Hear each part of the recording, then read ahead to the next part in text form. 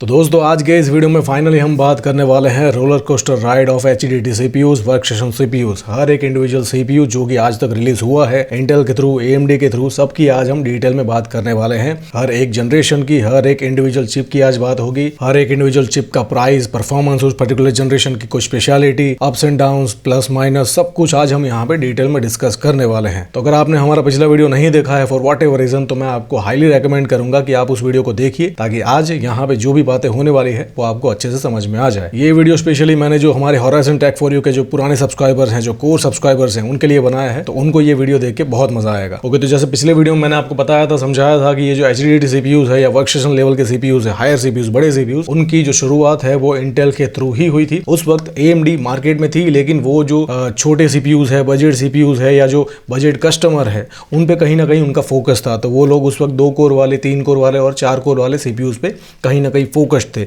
और जो gaming category है, जो बजट गेमिंग कैटेगरी है, उस पे कहीं ना कहीं फोकस्ड थे। ठीक है, तो ये जो बड़े CPUs की कैटेगरी है, हाई एंड डेस्कटॉप CPUs की कैटेगरी है, उसमें वो लोग कहीं ना कहीं पीछे थे, मिसिंग थे। उनके पास ऐसे कोई बड़े CPUs थे ही नहीं। तो सबसे पहले इंटेल ने ही 2010 के आसपास इंटेल की पहली जनरेशन के HDD CPUs लॉन्च किए थे, जो अभी आपको स्क्रीन पे दिख रहे हैं। ठीक है, ये है 970, 980, 980X और 990X, और ये है 995X जो कि कभी रिलीज नहीं हुआ। ठीक है, उसका जो सॉकेट टाइप था वो था LGA 1366। 2010 में ये सारे के सारे CPUs लॉन्च हुए थे, और जो सबसे बड़ा CPU था 980X और 990X, वो $1000 में रिलीज हुए थे। 6 कोर 12 थ्रेड वाले CPU थे। अब 980X और 990X में सिर्फ क्लॉक का ही डिफरेंस है, बाकी दोनों CPU सेम थे। अब ये अकेली इकलौती जनरेशन है जिसमें ट्रिपल चैनल मेमोरी सपोर्ट था। ठीक है, क्वाड चैनल नहीं था, वरना HDD में क्वाड चैनल का सपोर्ट मिलता है। जो मेन स्ट्रीम कैटेगरी है उसमें ड्यूअल चैनल का सपोर्ट मिलता था, लेकिन ये पहली जनरेशन थी HDD CPUs की, तो उसमें आपको ट्रिपल चैनल का DDR3 मेमोरी का सपोर्ट देखने को मिलता था। अब ये CPUs जैसे ही रिलीज हुए थे, बहुत ज़्यादा शोर शराबा हुआ था, बहुत हो हल्ला किया गया था, बहुत ज़्यादा दबा के मार्केटिंग की गई थी, बहुत सारे इंटरनेट आर्टिकल उस वक्त रिलीज़ किए गए थे। मैंने खुद भी बहुत सारे पर्सनली पढ़े थे। तो पहली बार ऐसा देखने को मिल रहा था कि 6 कोर 12 थ्रेड वाले CPUs लॉन्च किए गए हैं, जिनको एक हाई एंड CPU की तरह या एक्सट्रीम कैटेगरी की CPU की तरह लॉन्च किया गया था। क्योंकि इससे पहले जितने भी CPUs थे मार्केट में, जैसे मैंने कहा, मेन स्ट्रीम कैटेगरी के CPUs जो कि 2 कोर वाले, 4 कोर वाले, 4 कोर 8 थ्रेड वाले CPUs थे। तो ये पहली बार 6 कोर 12 थ्रेड वाले CPUs थे, जो कि ट्रिपल चैनल मेमोरी सपोर्ट के साथ आ रहे थे, और $1000 के प्राइस पॉइंट पे रिलीज किए गए थे, जो कि उस वक्त के हिसाब से बहुत ज़्यादा लगता था। ठीक है, तो आपकी सिर्फ अंडरस्टैंडिंग के लिए मैं आपको एक कंपेरिजन दिखा रहा हूँ। ऐसा कोई कंपेरिजन बनता नहीं है, क्योंकि 10 जनरेशन का इनके बीच में गैप है, तो सीधा सीधा कंपेरिजन तो बनता नहीं है। लेकिन आपकी समझ के लिए कि इनका परफॉर्मेंस कितना था और कितनी ज़्यादा हाई प्राइस में इनको बेचा गया था। आज भी $1000 बहुत लगते हैं हमें, उस वक्त तो बहुत ज़्यादा थे। तो $1000 में ये 6 कोर 12 थ्रेड वाला CPU कितना परफॉर्म कर पाता था। तो ये CPU उस वक्त $1000+ में लॉन्च किया गया था। $1000 के आसपास ही इंटेल ने अपने जो सबसे बड़े जो CPUs हैं, जो टॉप एंड CPU होता था, उसको $1000 के आसपास ही लॉन्च किया है, और वो भी 6th जनरेशन तक। 6th जनरेशन के बाद तो HDD CPUs की प्राइस और भी ज़्यादा इंटेल ने हाई कर दी थी।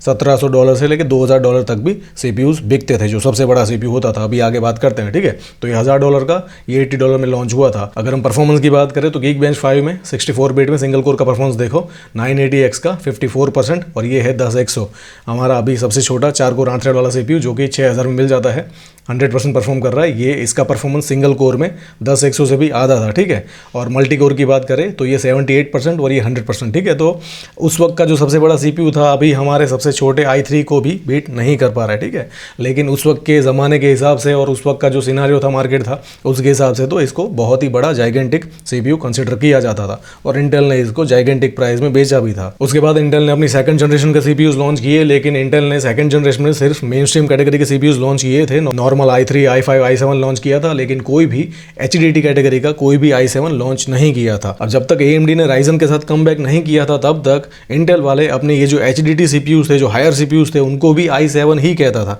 फिर बाद में ये तो i9 और Ryzen 9 का पूरा मार्केटिंग शुरू हुआ। उससे पहले जितने ये बड़े CPUs भी थे, मेन स्ट्रीम से बड़े HDD CPUs भी, उनको भी इंटेल वाले i7 की तरह ही कंसिडर करते थे। ठीक है, तो बहुत सारे लोगों को उस वक्त कन्फ्यूजन भी होता था कि ये i7 कौन सा है जो मेन स्ट्रीम कैटेगरी का, और ये कौन सा अलग से i7 है। ठीक है, तो ये समझ में नहीं आता था। लेकिन वो जो i7 थे, बड़े वाले i7, उन्हें i7E भी कहा जाता था। अब E से बहुत सारे लोग उसका मतलब निकाल देते हैं एंथुजियस्ट, बहुत सारे लोग कहते हैं एक्सट्रीम, जिसको जो समझ में आया सब ने निकाला। लेकिन वो बड़े CPUs थे जिनको i7 i7E कहा जाता था। तो सेकंड जनरेशन में जैसे मैंने कहा इंटेल ने सिर्फ मेन स्ट्रीम कैटेगरी के सीपीयूज लॉन्च किए, कोई भी HDD सीपीयू लॉन्च नहीं किया। उसके बाद आई थर्ड जेन, और थर्ड जेन में उन्होंने 4 HDD सीपीयूज लॉन्च किए थे। तो ये जो अभी आपको स्क्रीन पे दिख रहे हैं ना 4 सीपीयूज, ये थर्ड जेन के HDD सीपीयूज हैं। सबसे छोटा वाला है वो 4 कोर 8 थ्रेड वाला है, उससे बड़े जो 3 हैं वो 6 कोर 12 थ्रेड वाले सीपीयूज हैं। और ये सारे के सारे CPUs quad channel memory support के साथ लॉन्च हुए थे। इससे पहले वाले ट्रिपल चैनल में लॉन्च हुए थे। और इन चारों में भी जो सबसे ज्यादा पॉपुलर सीपीयू था वो था ये वाला सीपीयू 3960X, जो कि 6 कोर 12 थ्रेड वाला सीपीयू था, और उसे भी इंटेल ने $1000 के प्राइस पॉइंट पर रिलीज किया था। अब ये मैं सिर्फ आपको समझाने के लिए दिखा रहा हूँ। उस जनरेशन का सबसे बड़ा सीपीयू i7 3970X, जो कि 6 कोर 12 थ्रेड वाला सीपीयू था।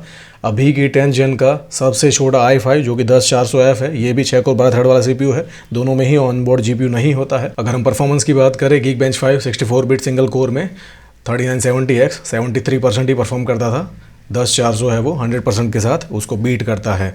अगर हम मल्टी कोर की बात करें तो ये 100%, ये 83%, ठीक है। तो उस वक्त का जो सबसे बड़ा सीपीयू था जो कि $1000 में लॉन्च हुआ था, बहुत सारे लोगों ने खरीदा भी था, 1 लाख के आसपास ये सीपीयू मिलता था। वो 10th जेन के सबसे छोटे i5 को भी बीट नहीं कर पाता था, ठीक है। तो मतलब आज के i5 का परफॉर्मेंस और i3 का परफॉर्मेंस इतना ज़्यादा हाई है, लेकिन उस वक्त के हिसाब से इन सीपीयूज का परफॉर्मेंस बहुत ज़्यादा कंसिडर किया जाता था और इसीलिए इनको बहुत ज़्यादा प्राइस में बेचा भी जाता था। अब जैसे मैंने पिछले वीडियो में कहा था कि सिर्फ सीपीयू पे कहानी खत्म नहीं हो जाती। $1000 का सीपीयू लो, उसके साथ $500-600 का मदरबोर्ड भी अलग से परचेज करो। मेमोरी भी, अगर आप जाहिर सी बात है ऐसा सीपीयू ऐसा मदरबोर्ड ले रहे हो, मेमोरी भी ज़्यादा लगाओगे, तो ये जो सिस्टम बनता था ना बहुत ज़्यादा महंगा बनता था। और ये जो सारा प्रॉब्लम है वो आज कंप्लीटली सॉल्व हो चुका है। आज मेन स्ट्रीम कैटेगरी में ही आपको बहुत अच्छे सीपीयू, बहुत अच्छा परफॉर्म करने वाले बहुत सही प्राइस में मिल जाते हैं। उसके बाद इंटेल ने लॉन्च की अपनी 4th जनरेशन के 3 HDD सीपीयूज, 3 बड़े सीपीयूज। उसमें जो सबसे छोटा वाला था वो था 4 कोर 8 थ्रेड वाला, जो 2 बड़े सीपीयूज थे वो 6 कोर 12 थ्रेड वाले सीपीयू थे। इनमें भी आपको क्वाड चैनल मेमोरी सपोर्ट देखने को मिलता था। और इन तीनों में जो सबसे ज़्यादा चर्चा का विषय बना था या बहुत ज़्यादा जिस पे शोर शराबा हुआ था वो था ये सबसे बड़ा सीपीयू जो कि था 4960X 6 कोर 12 थ्रेड वाला, जो कि $1000 के प्राइस पॉइंट पे ही रिलीज़ किया था। तो ये जो पर्टिकुलर सीपीयू है 6 कोर 12 थ्रेड वाला, ये मैंने अपने एक दोस्त को परचेज करवाया था क्योंकि उसको बिल्कुल high end audio editing workstation बनाना था, बहुत सारे ट्रैक्स को साइमल्टेनियसली रिकॉर्ड करना था और उसकी रिक्वायरमेंट ऐसी थी। तो उस वक्त जैसे मैंने पिछले वीडियो में कहा कि मजबूरी में हमें HDD कैटेगरी में जाना पड़ता था क्योंकि मेन स्ट्रीम में 4 कोर 8 थ्रेड से बड़ा कोई सीपीयू था नहीं और उसका परफॉर्मेंस भी इतना कुछ खास ज़्यादा होता नहीं था उस वक्त के हिसाब से, ठीक है। तो इसीलिए मुझे भी इस पर्टिकुलर सीपीयू को चूज़ करना पड़ा था। नेहरू प्लेस से उस वक्त मैंने परचेज किया था, 87,000 के आसपास उसकी प्राइस थी। अब ये सीपीयू है, आप में से बहुत सारे लोग ये भी बोलोगे कि भैया इससे जो छोटा सीपीयू है वो भी 6 कोर 12 थ्रेड वाला है, वो ले लेते, वो $550 के आसपास आपको मिल जाता, लेकिन इंडिया में उसकी प्राइस भी 70,000 के आसपास थी उस वक्त, ठीक है। तो प्राइस में डिफरेंस इतना ज़्यादा नहीं था और जो यूज़र था, जो मेरा दोस्त था, उसकी रिक्वायरमेंट भी ऐसी थी कि भाई पैसों की कोई कमी नहीं है, बिल्कुल top notch high and system design करना है। तो फिर मैंने ये सीपीयू लिया था उसके लिए और मदरबोर्ड 46-47,000 के आसपास पड़ा था और पूरा सिस्टम मैंने ही डिज़ाइन करके उसको दिया था, जो कि उसने काफ़ी सालों तक यूज़ किया। तो उस वक्त के हिसाब से तो ये सीपीयू बहुत पावरफुल कंसिडर किया जाता था, लेकिन आज के हिसाब से इसका परफॉर्मेंस हमें बहुत कम लगता है। अगर हम परफॉर्मेंस की भी बात करें तो ये देख लो 10400 के साथ इसका कंपैरिजन है। सिंगल कोर में 72%, 10400 100% और मल्टी कोर में 86%, 10400 100%, ठीक है। तो ना सिंगल कोर में ना मल्टी कोर में आज के सबसे छोटे i5 को भी ये बीट नहीं कर पाता है, ठीक है। लेकिन उस वक्त के हिसाब से बहुत ज़्यादा पावरफुल सीपीयू कंसिडर किया जाता था। उसके बाद इंटेल ने अपनी 5th जनरेशन के HDD सीपीयूज लॉन्च किए थे। 5th जेन में अनफॉर्चुनेटली जैसे 2nd जेन में था कि सिर्फ मेन स्ट्रीम कैटेगरी के सीपीयूज थे, HDD सीपीयूज नहीं थे, 5th जेन में आपको इंटेल का कोई भी मेन स्ट्रीम कैटेगरी का i3, i5, i7 देखने को नहीं मिलेगा। सीधा ही HDD कैटेगरी लॉन्च की गई थी। मोबाइल सीपीयूज लॉन्च किए गए थे, यानी कि लैपटॉप के सीपीयूज, लेकिन जो कंप्यूटर के डेस्कटॉप के सीपीयूज हैं वो मेन स्ट्रीम कैटेगरी में लॉन्च नहीं किए गए थे। Directly HDD category workstation CPUs launch किए गए थे। इस पर्टिकुलर जनरेशन के साथ बहुत सारे चेंजेस हुए थे, बहुत सारे बड़े बदलाव हुए थे और जो सबसे बड़ा चेंज था वो था फिजिकली 8 कोर वाला सीपीयू। ये जो सीपीयू है 5th जेन का सबसे बड़ा सीपीयू 5960X, वो फिजिकली 8 कोर 16 थ्रेड के साथ लॉन्च हुआ था। इससे पहले के जितने भी सीपीयूज थे उसमें 6 कोर 12 थ्रेड का सपोर्ट था, इसमें फिजिकली 8 कोर 16 थ्रेड वाला सीपीयू था। इससे जो 2 छोटे सीपीयूज थे उसमें आपको 6 कोर 12 थ्रेड का ही सपोर्ट मिलता था, लेकिन ये सीपीयू बहुत ज्यादा चर्चा का विषय बना था क्योंकि इसमें फिजिकली 8 कोर का सपोर्ट मिला था, ठीक है। और जो दूसरा बड़ा बदलाव था वो था DDR4 मेमोरी का सपोर्ट। इससे पहले की जितनी भी जनरेशन थी उसमें DDR3 का ही सपोर्ट था, इसमें DDR4 का क्वाड चैनल DDR4 मेमोरी का सपोर्ट था। तो ये जनरेशन जब लॉन्च हुई थी तब बहुत ज्यादा शोर शराबा हुआ था बिकॉज ऑफ फिजिकली 8 कोर वाला सीपीयू और DDR4 मेमोरी का सपोर्ट। अब एक चीज नोट करने वाली है, ध्यान से सुनना, इतना सब कुछ चेंज हुआ, मतलब इंप्रूवमेंट हुआ, DDR4 मेमोरी का भी सपोर्ट मिला, फिजिकली 8 कोर वाला CPU भी लॉन्च किया, लेकिन फिर भी इंटेल ने इसको भी $1000 के प्राइस पॉइंट पे ही लॉन्च किया था, जो कि उस वक्त के हिसाब से तो बहुत अप्रिशिएट किया गया था। और ये CPU बहुत ज़्यादा सक्सेसफुल रहा था। उसका रीज़न ये भी है कि प्राइस में इंक्रीज नहीं किया गया, ठीक है। फिजिकली 6 कोर से 8 कोर पे आ गए थे, DDR4 मेमोरी का भी सपोर्ट मिला था, लेकिन फिर भी $1000 के ही प्राइस पॉइंट पे लॉन्च किया गया था। मदरबोर्ड भी 35-40 हज़ार के आसपास इसका मदरबोर्ड भी मिल जाता था, ठीक है। तो ये CPU अकॉर्डिंग टू मी बहुत ज़्यादा सक्सेसफुल रहा था। अगर हम परफॉर्मेंस की बात करें तो ये 11400 के साथ इसका कंपैरिजन है। अब इसका कोई कंपैरिजन बनता नहीं है, लेकिन सिर्फ आपकी अंडरस्टैंडिंग के लिए आपको बता रहा हूँ कि 6 कोर 12 थ्रेड वाला CPU है 11400, और ये 8 कोर 16 थ्रेड वाला है, लेकिन फिर भी सिंगल कोर में उसको बीट नहीं कर पाता था। मल्टी कोर में भी 84% तक ही परफॉर्म कर पाता था, जबकि 11400 100% परफॉर्म करता है। 11th जेन का सबसे छोटा i5 है ये, ठीक है। तो हम कितना आगे आ चुके हैं और उस वक्त कैसा ज़माना था और क्या प्राइस में कितना परफॉर्म करने वाले CPU मिलते थे, ये आपको समझाने के लिए आपको दिखा रहा हूँ। और फाइनली फिर इंटेल ने अपनी 6th जनरेशन के HDD CPUs लॉन्च किए थे, जिसमें 4 CPUs थे। और इस पर्टिकुलर जनरेशन के साथ भी एक बहुत बड़ा बदलाव था, जो था फिजिकली 10 कोर वाला CPU। इससे पहले वाला था वो था 8 कोर वाला, ये फिजिकली 10 कोर 20 थ्रेड वाला CPU था 6950X, लेकिन उसको लॉन्च किया गया था $1700 के प्राइस पॉइंट पे, ठीक है। तो अब इस चीज को ध्यान से समझना। 4th जेन में जो सबसे बड़ा CPU था 6 कोर 12 थ्रेड वाला, उसको $1000 पे लॉन्च किया। 5th जेन में 8 कोर 16 थ्रेड वाला था, उसको भी $1000 पे लॉन्च किया। भले ही वहां पे 2 कोर इंक्रीज हुई थी, लेकिन 6th जेन में जो सबसे बड़ा CPU था उसमें भी सिर्फ 2 ही कोर का इंप्रूवमेंट था, लेकिन $1700, ठीक है। और जो 8 कोर वाला था वो $1000 में, और 2 कोर एक्स्ट्रा लेने के लिए आपको $700, 1.5 गुना से भी ज़्यादा प्राइस पे करनी पड़ती थी, ठीक है। तो इस पर्टिकुलर CPU को बहुत ज़्यादा क्रिटिसिज्म मिला था। बहुत सारे लोग होंगे ऑल ओवर द वर्ल्ड जिन्होंने ये गलती से CPU परचेज भी किया होगा। ऑलमोस्ट 1.25 लाख में ये CPU मिलता था, और जिसने भी ये CPU लिया होगा ना, बहुत बुरा फंसा होगा, बहुत बुरा रोया होगा। 1 साल बाद ही इंटेल भी अपने ऐसे CPU लॉन्च करने वाली थी जो कि इतना ही परफॉर्म करने वाला CPU, इससे भी हाफ प्राइस में, और AMD की भी मार्केट में एंट्री होने वाली थी। ये जो CPU है जो कि 2 कोर इंक्रीज करने पे $1700 का बेच रहे थे ना, ये इसीलिए चल रहा था क्योंकि AMD Ryzen मार्केट से गायब था। ये 2016 की बात है, AMD ने कमबैक किया था 2017 के बिगनिंग में, ठीक है। तो ये लास्ट जनरेशन थी इंटेल की जहाँ पे इतनी ज़्यादा प्राइस पॉइंट पे इतना कम 10 कोर वाला CPU उन्होंने बेचा था। और यहीं से ही कहीं ना कहीं इससे पहले वाली जितनी भी जनरेशन थी ना, उसमें कहीं ना कहीं उसको अप्रिशिएट किया जाता था। HDD CPUs का मार्केट था, बहुत सारे लोग परचेज भी करते थे जब तक Ryzen का कमबैक नहीं हुआ था, ठीक है। तो ये लास्ट जनरेशन थी जो कि सक्सेसफुल तो नहीं कहूँगा, लेकिन फिर भी मार्केट में चली थी। इसके बाद की जितनी भी जनरेशन इंटेल ने लॉन्च की है, वहाँ से उनका HDD CPUs का मार्केट धीरे धीरे डाउन होता गया और अभी ऑलमोस्ट डेड पड़ा हुआ है। मतलब आप सोच के देखो, 8 कोर 16 थ्रेड के लिए $1000 और 10 कोर 20 थ्रेड के लिए $1723, ठीक है। 1.5 गुना से भी ज़्यादा प्राइस, ऑलमोस्ट 1.25 लाख रुपए देने पड़ेंगे। उस वक्त दिए भी होंगे बहुत सारे लोगों को जिन्होंने ये CPU परचेज किया होगा। उसके बाद फाइनली पिक्चर में एंट्री होती है हमारे AMD Ryzen के CPUs की।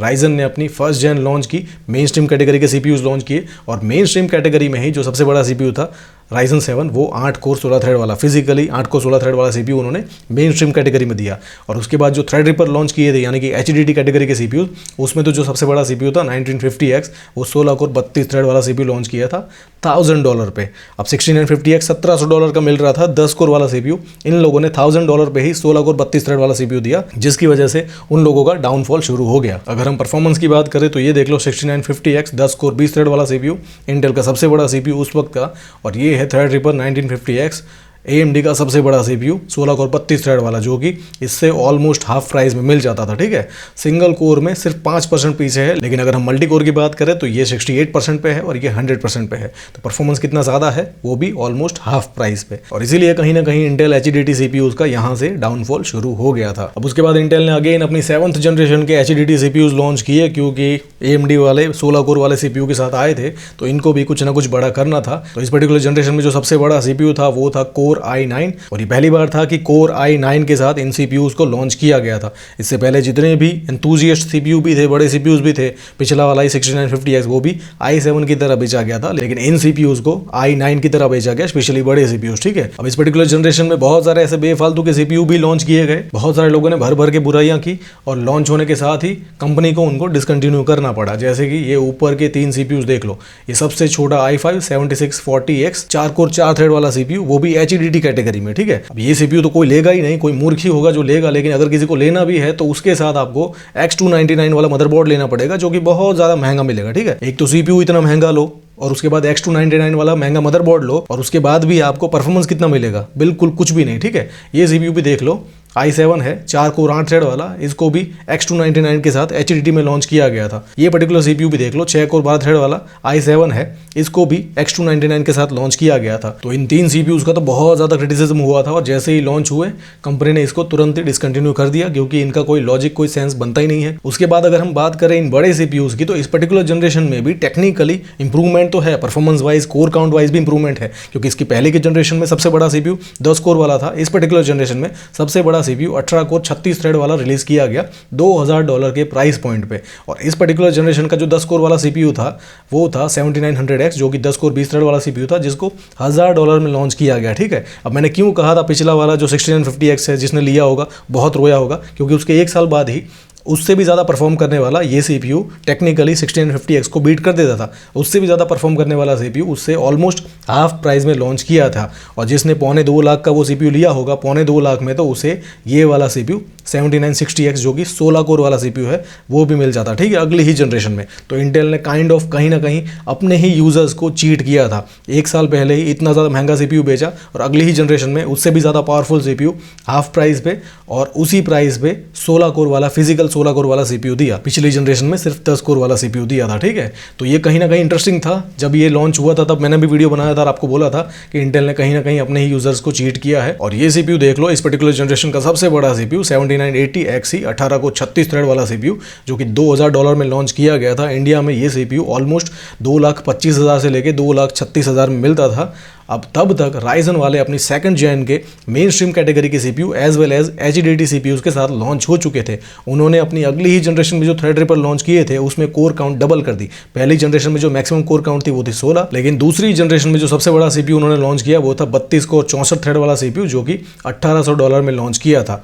उनका वाला था वो कितने का था, 18 कोर वाला $2000 का, और ये 32 कोर वाला CPU $1800 का। ठीक है, अगर हम परफॉर्मेंस की बात करें तो 7980X और थ्रेडरिपर सबसे बड़ा वाला। ठीक है, तो ये सिंगल कोर में तो विन करता है, लेकिन मल्टी कोर में ये वाला उसको बीट कर देता है। अगर मैं इन CPUs की बात करूं तो ये जो HDD कैटेगरी के CPUs है ना, इसको कोई सिंगल कोर के परफॉर्मेंस के लिए या गेमिंग के लिए कोई भी परचेज नहीं करता है। ठीक है, अगर हार्डली कोई ऐसा यूजर है जिसको प्रोडक्टिविटी भी करनी है, उसके साथ गेमिंग भी करनी है तो बात अलग है, लेकिन जिसने प्रोडक्टिविटी पर्पज से ही लिया है तो वहां पे सिंगल कोर का परफॉर्मेंस इतना ज्यादा मैटर नहीं करता। जो मैटर करता है वो होता है मल्टी कोर का परफॉर्मेंस, यानी कि CPU टू CPU कंपेयर किया जाए, जब हैवी लोड असाइन किया जाता है, CPU की सारी कोर मैक्स पे चल रही होगी, तब थ्रेडरिपर इस पर्टिकुलर CPU को बीट कर देगा, जो कि उससे भी $200 कम में मिल जाता था। ये $2000 और ये $1800। तो इस पर्टिकुलर कैटेगरी में भी थ्रेडरिपर विनर था। अब उसके बाद फाइनली इंटेल ने अपनी 9th जेन के HDD CPUs को लॉन्च किया था थ्रेडरिपर को कहीं ना कहीं टक्कर देने के लिए। इस जनरेशन में भी पिछली जनरेशन की तरह ही कहानी रिपीट हुई थी। 8 कोर से लेके फिजिकली 18 कोर 36 थ्रेड वाले CPUs अवेलेबल थे।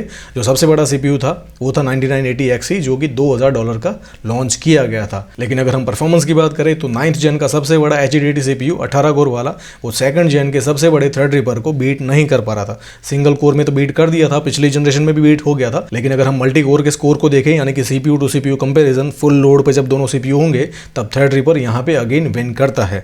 ये $2000 का और ये तो $1800 से भी कम। इस वक्त तक जब ये लॉन्च हुआ ना तब तक इसकी प्राइस $1800 से भी कम हो चुकी थी। ठीक है, तो कम प्राइस में आपको इसको बीट करने वाला CPU AMD के पास मिल जाता था। तो ये 9th जनरेशन का 18 कोर वाला सबसे बड़ा CPU जिसने भी परचेज किया होगा ना $2000 में, वो 1 साल बाद बहुत बुरा रोने वाला था। हिस्ट्री अगेन रिपीट हुई थी। अभी आगे समझाता हूँ कैसे। और उसके बाद फाइनली राइजन वाले अपनी 3rd जेन के साथ आए और 3rd जेन में उन्होंने मेन स्ट्रीम कैटेगरी में ही जो सबसे बड़ा CPU दिया राइजन 9, वो था 16 कोर 32 थ्रेड वाला CPU। इससे पहले मेन स्ट्रीम कैटेगरी में 2nd जेन में 8 कोर 16 थ्रेड वाला CPU था, लेकिन 3rd जेन में उन्होंने कोर काउंट बढ़ा के डबल कर दी। ठीक है, 16 कोर 32 थ्रेड वाला CPU मेन स्ट्रीम कैटेगरी में, वो भी $750 में ही लॉन्च किया था। इतनी ज़्यादा हाई प्राइस भी नहीं रखी थी, सिर्फ $750। ठीक है, तो 70,000 के आसपास ये CPU मिल जाता था जब लॉन्च हुआ था। तो जैसे ही राइजन ने अपनी 3rd जेन लॉन्च की और मेन स्ट्रीम कैटेगरी में ही फिजिकली 16 कोर वाला CPU दिया, इंटेल ने अगेन अपनी HDD कैटेगरी को रिफ्रेश किया और 10th जेन के HDD CPUs लॉन्च किए, जिसमें 10 कोर वाला, 12 कोर वाला, 14 कोर वाला और 16 कोर वाले को स्किप करते हुए सीधा 18 कोर वाला सीपीयू लॉन्च किया। 16 कोर वाला को यहाँ पे इसलिए स्किप किया गया था क्योंकि उसका सीधा सीधा कंपैरिजन होता राइजन की 3rd जेन के सबसे बड़े सीपीयू यानी कि 3950X के साथ, मेन स्ट्रीम कैटेगरी के सबसे बड़े सीपीयू के साथ, ठीक है। तो वो कंपैरिजन ना हो इसलिए कहीं ना कहीं ऐसा किया गया था। सिर्फ 4 सीपीयू लॉन्च किए गए और ये जो सबसे बड़ा सीपीयू था 18 कोर वाला, फिजिकली 18 कोर वाला सीपीयू, वो $1000 में लॉन्च किया गया था। पिछली जनरेशन में $2000 का मिलता था, इस जनरेशन में $1000 का। और इसलिए मैंने कहा था कि जिसने भी वो पिछला वाला $2000 वाला सीपीयू परचेज किया होगा, ये वाला 9980XE, वो बहुत बुरा रोया होगा। सिर्फ 1 साल बाद उससे भी ज़्यादा परफॉर्म करने वाला सीपीयू, अगली जनरेशन का सीपीयू, उससे भी हाफ प्राइस में मिल रहा था। लेकिन फिर भी ये सीपीयूज इतने सक्सेसफुल नहीं रहे। भले ही $1000 में हाफ प्राइस कर दी, लेकिन फिर भी ये 18 कोर वाला सीपीयू राइजन के मेन स्ट्रीम कैटेगरी के सबसे बड़े सीपीयू को, ठीक है, एचडीडी की तो बात ही नहीं हो रही, मेन स्ट्रीम कैटेगरी का सबसे बड़ा CPU 3950X Cinebench R23 single core का परफॉर्मेंस देख लो। 18 को 36 थ्रेड वाला सीपीयू 87% के साथ, और ये 3rd जेन का मेन स्ट्रीम कैटेगरी का सबसे बड़ा सीपीयू 16 को 32 थ्रेड के साथ सिंगल कोर में इसको बीट कर देता था 13% से, ठीक है। और अगर हम मल्टी कोर की बात करें तो ये 16 कोर वाला सीपीयू 18 कोर वाले सीपीयू के साथ कंपीट कर रहा है, ठीक है। उसको एक्जैक्टली बीट तो नहीं किया था, लेकिन उसके आसपास राउंड अराउंड परफॉर्मेंस था। तो अब कोई यूजर क्यों ये सीपीयू परचेज करेगा? भले ही $1000 में मिल रहा था, ठीक है ना, $2000 से प्राइस कम करके हाफ कर दी थी $1000, लेकिन फिर भी कोई यूजर क्यों परचेज करेगा? क्योंकि अगर किसी को ये सीपीयू परचेज करना है तो उसके साथ X299 वाला महंगा मदरबोर्ड परचेज करना पड़ेगा, जो कि 50-60 हज़ार के आसपास आता था। अगर ये सीपीयू कोई लेता है तो ये सीपीयू 70,000 के आसपास मिल जाएगा, प्लस इसका मदरबोर्ड 25 से 30 हज़ार में मिल जाता था, X570 वाला, ठीक है। तो ये एक बहुत बड़ा गेम चेंजिंग मोमेंट था AMD के लिए भी, इंटेल के लिए भी। इंटेल को अपने सीपीयूज की प्राइस हाफ करनी पड़ी, फिर भी वो AMD से कंपीट नहीं कर पा रहे थे। और उसके बाद फाइनली AMD राइजन ने अपने बड़े वाले जाइगेंटिक थ्रेड रिपर लॉन्च किए, 24 कोर वाला, 32 कोर वाला और 64 कोर वाला। इन थ्रेड रिपर्स ने तो कहीं ना कहीं इंटेल की जो HDD कैटेगरी है उसको डेड कर दिया, खत्म कर दिया। और उसके बाद वो जो सीपीयू मैंने आपको दिखाया 10980XE, उसके बाद इंटेल ने अपना कोई भी HDD सीपीयू लॉन्च नहीं किया है। हो सकता है फ्यूचर में लॉन्च करे बड़े ज़्यादा नंबर ऑफ कोर काउंट वाले सीपीयूज अच्छे प्राइस में, लेकिन अभी तक जब मैं वीडियो शूट कर रहा था तब तक इंटेल का 10980 के बाद कोई भी HDD सीपीयू लॉन्च नहीं हुआ है। लेकिन राइजन वाले हर नई जनरेशन के साथ थ्रेड रिपर सीपीयूज लॉन्च करते हैं। और उसके बाद AMD राइजन ने अपने 5000 सीरीज के थ्रेड रिपर लॉन्च किए थे, लेकिन ये थ्रेड रिपर प्रो थे। जो नॉर्मल थ्रेड रिपर आते हैं उससे भी हायर थ्रेड रिपर थे। इसमें मेमोरी चैनल्स भी ज़्यादा थी, number of PCI express lens भी ज़्यादा थी, और इनको डायरेक्टली रिटेल मार्केट में कभी नहीं लॉन्च किया गया, ना बेचा गया। लेकिन फिर भी ये सीपीयूज रिटेल मार्केट में आए थे और बहुत ज़्यादा प्राइस के साथ आए थे। तो मेजॉरिटी लोगों ने इसको इग्नोर ही किया होगा, क्योंकि ये जो सीपीयूज हैं वो हमारे जैसे कंज्यूमर के किसी काम के नहीं है, जिनको पर्टिकुलरली ऐसे रिक्वायरमेंट है कि ज़्यादा मेमोरी चैनल चाहिए, ज़्यादा PCI एक्सप्रेस लेन्स चाहिए। उनके लिए ये सीपीयूज जो बिल्कुल प्रो ग्रेड के यूज़र होते हैं ना, उनके लिए लॉन्च किए गए थे, उसी मार्केट को ध्यान में रखते हुए, और उन यूज़र्स ने खरीदे भी होंगे। लेकिन आई डोंट थिंक कि हमारे चैनल में से किसी सब्सक्राइबर ने ये पर्टिकुलर सीपीयू या इस पे बेस्ड कोई सिस्टम परचेज किया होगा। और उसके बाद फाइनली लास्ट में अभी AMD राइजन ने अपने 7000 सीरीज के थ्रेड रिपर लॉन्च किए, 24 कोर वाला, 32 कोर वाला और 64 कोर वाला। 24 कोर वाला $1500, ये $2500 और ये $5000। और ये जो सीपीयूज हैं जो अभी आपको ऊपर दिख रहे हैं WX वाले, वो है 7000 सीरीज के थ्रेड रिपर प्रो, जिसे OEM में ही लॉन्च किया जाता है, रिटेल मार्केट के लिए नहीं होते, लेकिन फिर भी घूमते फिरते ये रिटेल मार्केट में आ जाते हैं। और if I am not wrong, मुझे इन्फॉर्मेशन मिली है कि ये जो 96 कोर वाला थ्रेड रिपर है, सबसे बड़ा थ्रेड रिपर अभी तक का, ठीक है, फिजिकली 96 कोर वाला थ्रेड रिपर है, इसको कंपनी ने ऑलमोस्ट $7500 में लॉन्च किया है, ठीक है। सिर्फ CPU $7500 का, इंडियन रुपीज़ में कन्वर्ट करो तो कहीं ना कहीं 7 से 7.5 लाख रुपए में तो सिर्फ CPU मिलता है। पूरे सिस्टम की प्राइस तो बहुत ज़्यादा हो जाएगी, ठीक है। तो हमारे किसी काम का नहीं है, सिर्फ आपकी इन्फॉर्मेशन के लिए आपको सारी चीज़ें बता रहा हूँ। अगर हमारे चैनल का कोई ऐसा सब्सक्राइबर है जिसकी CPU की रिक्वायरमेंट ज़्यादा है, ज़्यादा परफॉर्मेंस की रिक्वायरमेंट है, तो वो पहले तो हमारे पास अभी मेन स्ट्रीम कैटेगरी में ही 16 कोर वाले और 24 कोर वाले सीपीयूज अवेलेबल है। लेकिन अगर आपको उससे भी ज़्यादा रिक्वायरमेंट है तो आप इन तीनों में से कोई भी एक थ्रेड रिपर परचेज करके 24 कोर वाला, 32 कोर वाला या 64 कोर वाला थ्रेड रिपर लेके अपनी जो रिक्वायरमेंट है उसके हिसाब से सिस्टम डिज़ाइन कर सकते हो। तो ये थी कहानी HDD सीपीयूज की। हर एक इंडिविजुअल जनरेशन की, हर एक इंडिविजुअल चिप की हमने बात की है, शुरुआत से लेके अंत तक, अभी बिल्कुल लेटेस्ट जनरेशन तक। मैंने आपको सब कुछ समझाने की कोशिश की है कि कैसे इन सीपीयूज का मार्केट बना। हर एक इंडिविजुअल जनरेशन की हमने बात की, प्राइसेस डिस्कस किए, परफॉर्मेंस डिस्कस किया है, और आपको मैंने इन सीपीयूज की जर्नी से इंट्रोड्यूस कराया कि कैसे ये सीपीयूज धीरे धीरे मार्केट में आए, इनका मार्केट बना। लेकिन आज इनका मार्केट कहीं ना कहीं धीरे धीरे गायब होता जा रहा है, क्योंकि वो जो मार्केट है वो कहीं ना कहीं HDD से हट के मेन स्ट्रीम कैटेगरी में ही शिफ्ट हो गया है, जिनको ज़्यादा परफॉर्मेंस की रिक्वायरमेंट थी। तो हमारी मेन स्ट्रीम कैटेगरी में ही 16 कोर और 24 कोर वाले, फिजिकली 24 कोर वाले सीपीयूज अभी अवेलेबल है जिनका परफॉर्मेंस बहुत ज़्यादा होता है। तो वो जो मार्केट था, जो एचडीडी में जाता था मजबूरी में, ज़्यादा पैसे वहाँ पे करने पड़ते थे, पूरा सिस्टम महंगा बनता था, तो वो मार्केट कहीं ना कहीं अब इस तरफ मेन स्ट्रीम में शिफ्ट हो गया है और ये जो एचडीडी का मार्केट है वो धीरे धीरे अब गायब होता जा रहा है। ठीक है, मैं नहीं कहूँगा कि कंप्लीटली डेड हो चुका है, अभी भी बहुत सारे लोग थ्रेडरिपर परचेज करते हैं। अगर इंटेल साइड देखो तो वो मार्केट डेड है, इंटेल ने कोई भी अपनी नई जनरेशन एचडीडी लॉन्च नहीं किए हैं, लेकिन थ्रेडरिपर वाले again and again her generation के साथ नए सीपीयूज लॉन्च करते रहते हैं। ठीक है, तो ये पूरी कहानी मुझे आपको समझानी थी। पूरा वीडियो आपको आई होप पसंद आया होगा, पिछला वाला वीडियो भी, ये वाला वीडियो भी। लेकिन फिर भी कोई इशू है, कुछ नहीं समझ में आया है तो मुझे पूछिए, I will definitely answer you. Thank you so much.